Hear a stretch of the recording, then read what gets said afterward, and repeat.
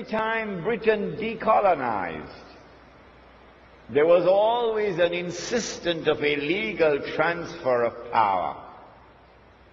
And then you had the flags going up at midnight, and the national anthem and the constitution and so on. A legal transfer of power. It happened in Trinidad as well.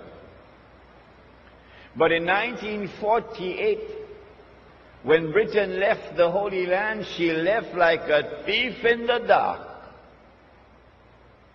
For the first time, for the only time in British history, there was no legal transfer of power from Britain to the successor state. In 1948, Britain acted as a midwife for the baby to be born. The European Jewish state of Israel.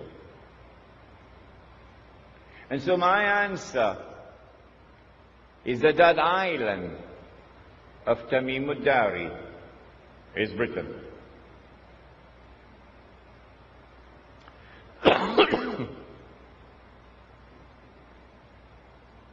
The Prophet said, sallallahu ta'ala alayhi wasallam, about Dajjal,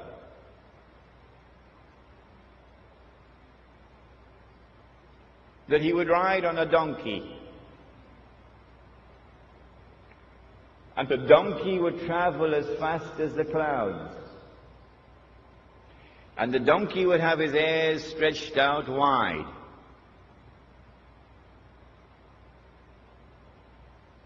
My opinion, which I hope you will share with me, is that that donkey is already here in the world. This is religious symbolism with which we began the lecture. The donkey is the modern aircraft.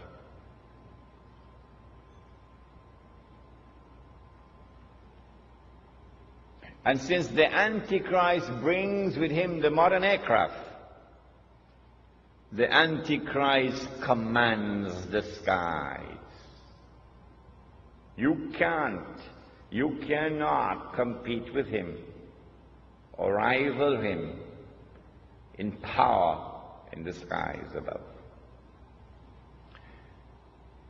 He said that the Antichrist will step into the ocean and the water would reach him up to his knee. Again, I want to suggest to you that we are dealing with religious symbolism here. It is not to be understood literally as a donkey. It is not to be understood literally as a man who is a few miles tall. Rather, it is the technology which allows you to go down to the bottom of the ocean and pick up pieces of an aircraft which crashed and reassemble the aircraft 95%. That technology is in the world today. The Antichrist would be jumping about between the heavens and the earth. Jumping about, said the Prophet, alayhi salatu wassalam. Again, I want to suggest to you that this is not to be interpreted literally, that we are dealing with religious symbolism. It refers to our modern exploration of the heavens above. The satellites that go around the earth and the shuttle aircrafts that go up and down. In fact, in all of these we see pointers towards a scientific and technological revolution which would sweep the world. And the mastermind behind that scientific and technological revolution is the Antichrist. He said that the earth would yield, the earth would yield its treasures to Dajjal. Now, go back home and study British history, as I am doing now, and you would see that the scientific and technological revolution was led by the island of Britain at every significant step of the way.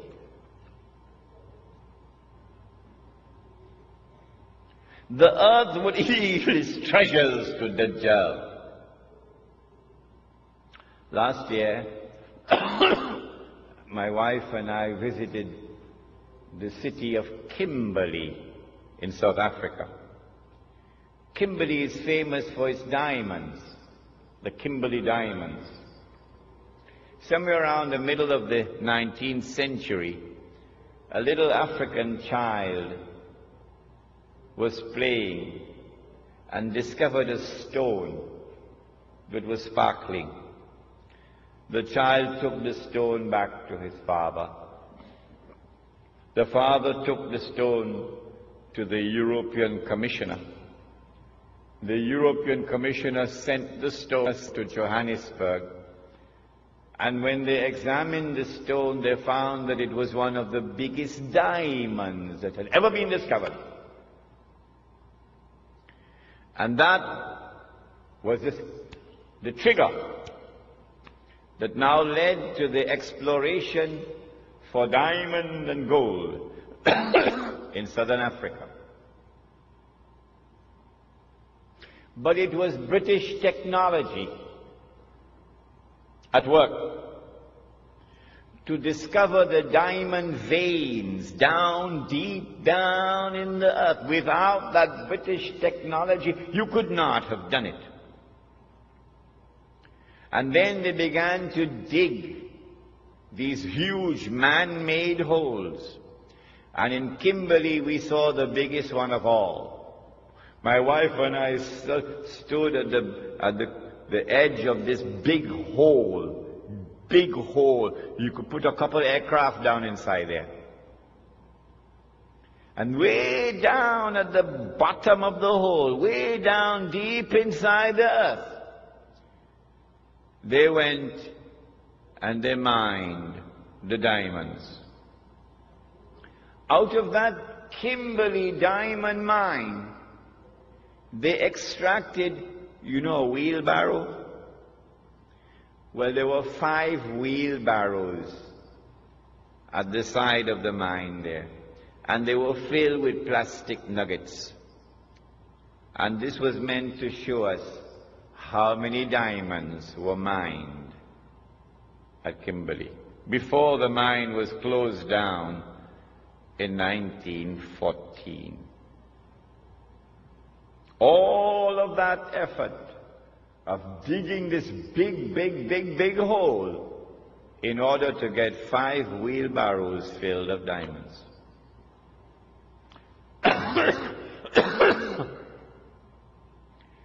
In 1914,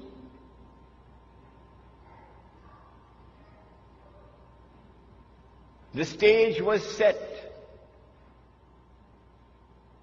The Zionist movement had taken control of the diamond mines of South Africa and used a man named Cecil John Rhodes as a front man. The Rothschild Bank of Europe, a Jewish bank, financed him. And they were able to harvest all those diamonds and use the sale of those diamonds to build up a war chest.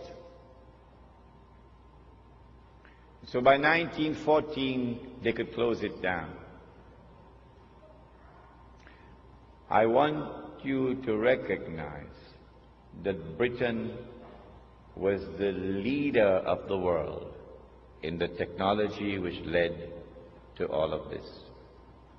The Prophet said, sallallahu ta'ala alayhi wa sallam, the Dajjal, the age of Dajjal or the Antichrist would also be the age of riba. Riba, one form of riba,